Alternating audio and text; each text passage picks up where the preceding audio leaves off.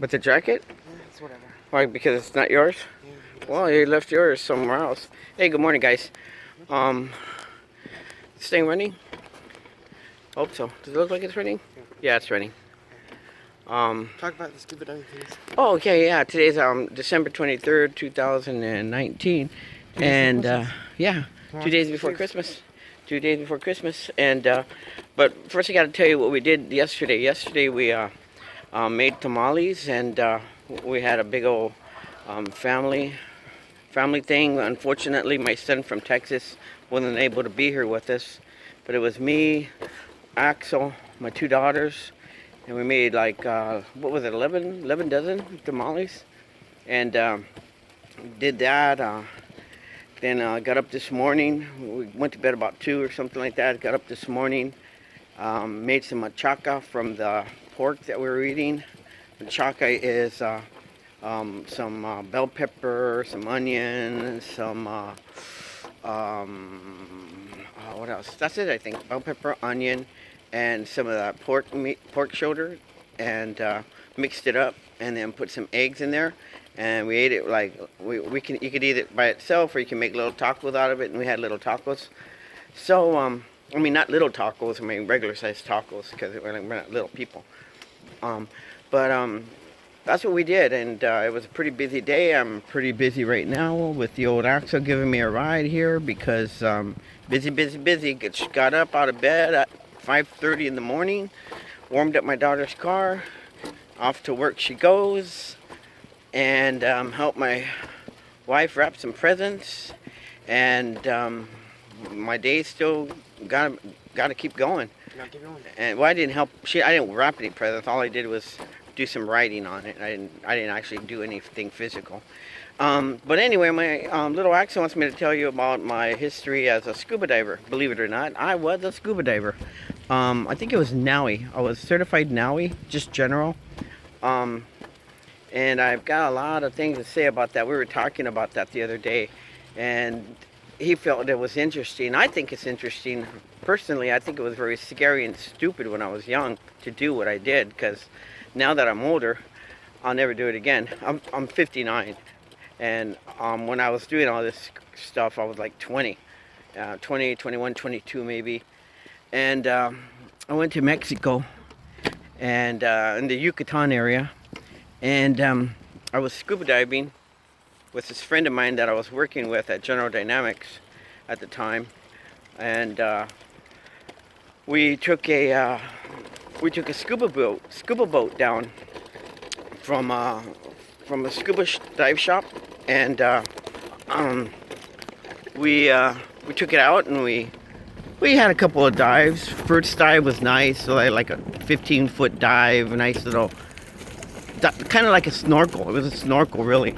And after that, then we went to our another snorkel dive, and then our last one was an actual. I'm on a rough road, that's why I sound riveting or riveting, not riveting, but whatever the word is. But our last dive was an actual aqualung, or an aqualung dive, and we have regulators and everything, and the whole shot. And it was a boat of about 20, and we all dived down, and we followed the dive master. I saw the dive master go down. Me personally, I went as far as I could, and I wanted to travel. I wanted to trail the dive master. I got kind of scared because he went in through some rocks and some caravans, some crevices. They weren't very narrow, not very narrow, but they were narrow enough so that it scared me. And it was about 100 feet down that he went. Yeah, he went 100 feet down. Okay, yes it is, and you can go down 100 feet with an aqualung. Yes, sorry, you can. Your average time is probably about, you can't stay down there more than 30 minutes. That's for darn sure. Me personally, I went down 80 feet, watched the people, looked, and went a little bit further. Maybe 85, maybe 83. I'm not sure, but I definitely know it was 85 because I had a depth gauge. So lo and behold, my first time that deep underwater, and my last time, I was telling old Axel here what I saw. I saw groupers. And if you've never seen a grouper in your life, this would terrify you. It's worse than seeing a whale up close. Grouper was as big as a Volkswagen. Yeah, and it was under a rock, and under like a ledge rock, and scared me to death. And it had a baby grouper, and the baby grouper had to have been about maybe the Volkswagen is the girth of the largest grouper that I saw. The length had to have been at least 10 feet, at least, okay? At least maybe more or less, okay? But the baby was a little bit smaller than him, or maybe it wasn't even a baby, maybe it was just a smaller grouper. But it scared the shit out of me, okay? It scared me so bad that I was on an aqualung, and I didn't want to do anything else but get the heck out of there. So I started to go towards the surface. But little did I know, you know the bends, you get the small air bubbles that form in your bloodstream as you're going down and you're decompressing. I don't know, nitrogen and oxygen or whatever it forms. It's been years since I've studied that stuff. But anyway, whatever it forms, I was shooting up.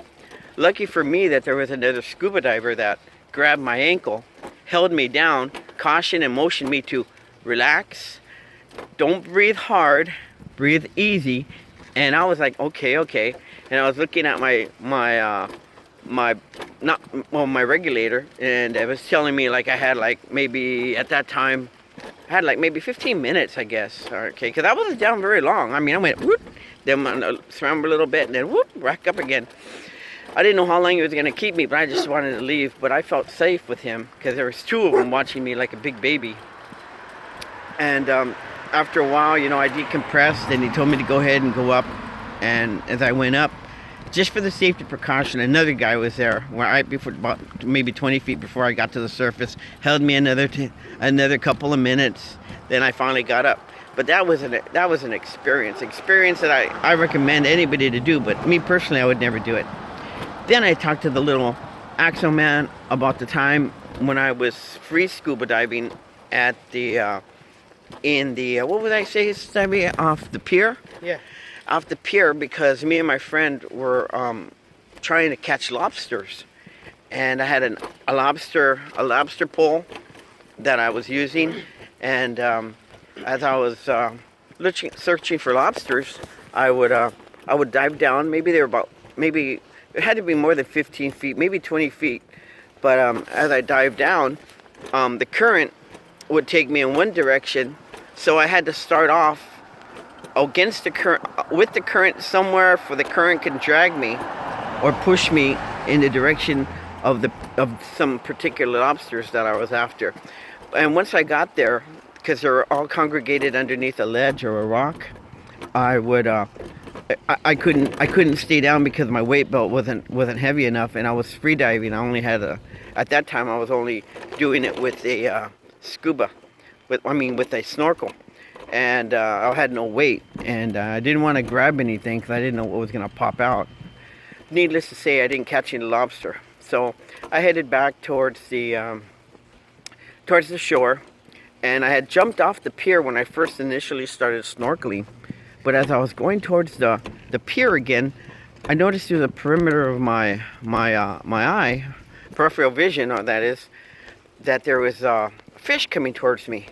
And I go or something coming towards me. I didn't know right away what it was, and I just stopped in mid water because I'm snorkeling, so my vision is just below the water. So as I waited there to see what it was that was coming towards me, because I did have a scuba knife, and I was about to take that out if I had to.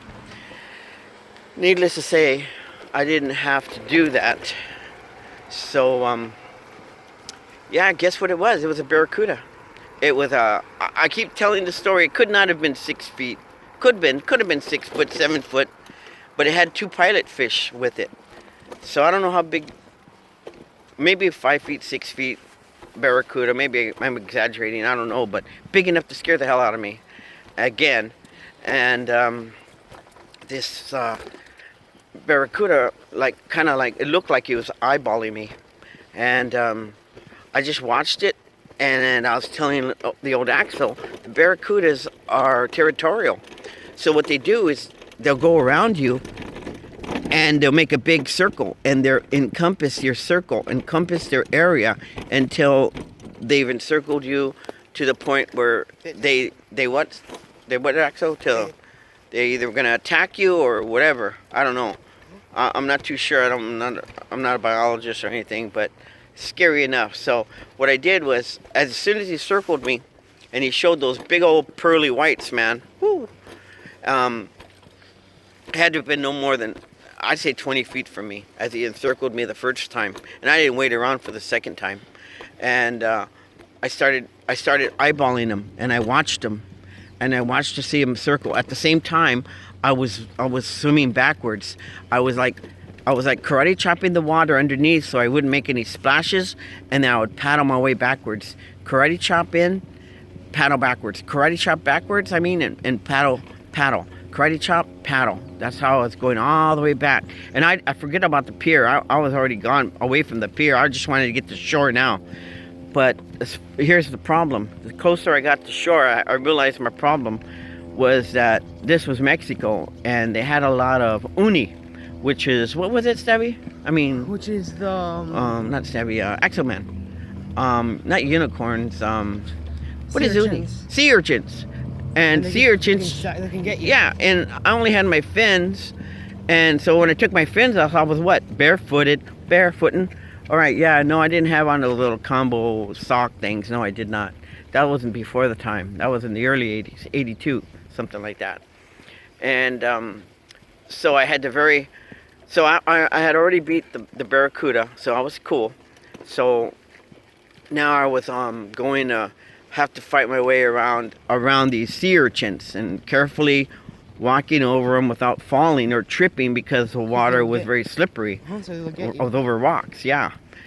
And lo and behold, I made it to where I had to be, and that was it. I was ready. I was done for another exploration for the day, and that was about that. That was it, right?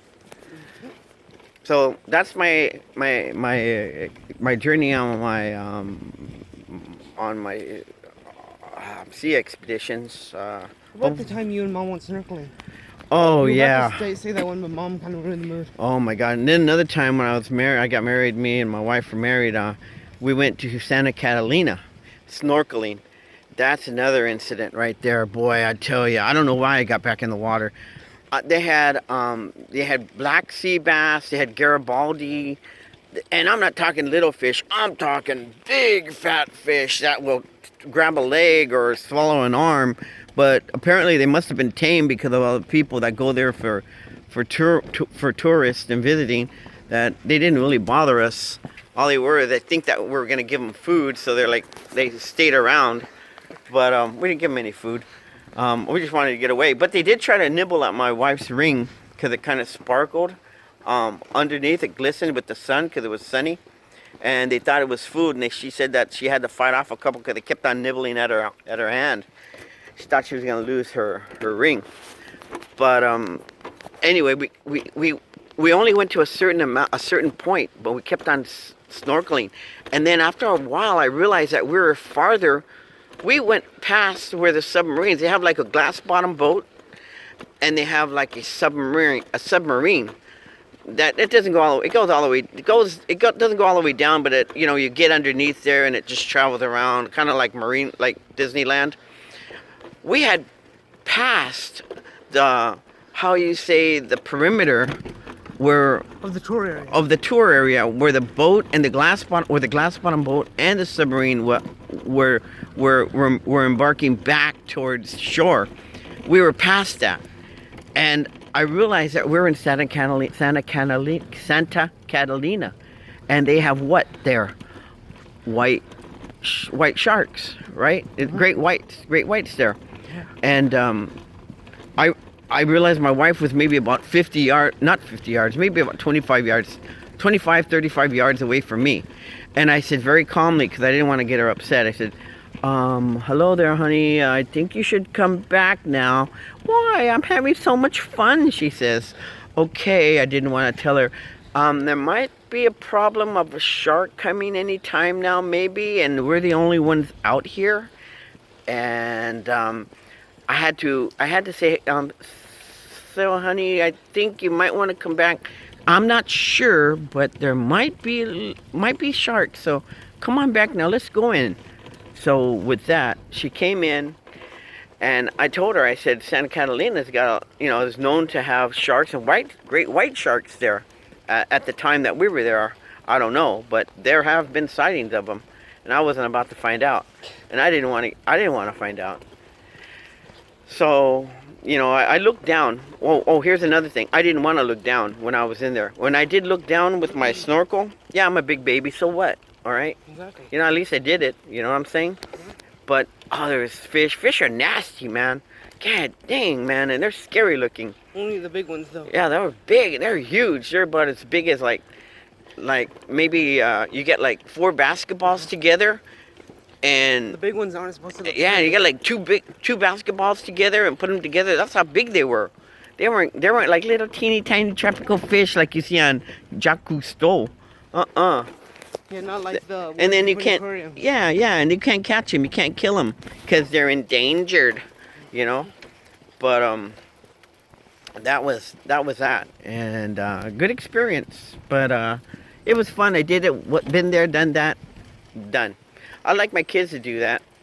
I think I was talking to Axel here. I said, I'm gonna get him put him into his scuba diving class, his basic, so that he can go down to the lake. Here we have a lake called an inverted volcano, and he wants to dive it. So we'll do that, and we'll see what we can do. We'll have some fun. Well, I won't be there, but he'll be with his professional divers that do that.